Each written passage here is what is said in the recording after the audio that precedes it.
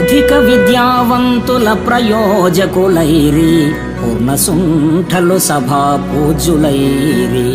సత్యవంతుల మాట జన విరోధం బాయే, వదరుబోతుల మాట వాసికెక్కే.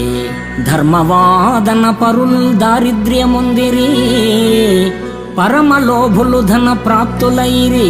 పుణ్యవంతులు రోగభూత పీడితులైరి, దుష్ట మానవులు వర్ధిష్ణులైరి. పక్షివాహనమా వంటి భిక్షుకులకు శక్తి లేదాయ, ఇక నీవే చాటు మాకు. భూషణ వికాస శ్రీధర్మపుర నివాస, దుష్ట సంహార నరసింహ దురిత దూర.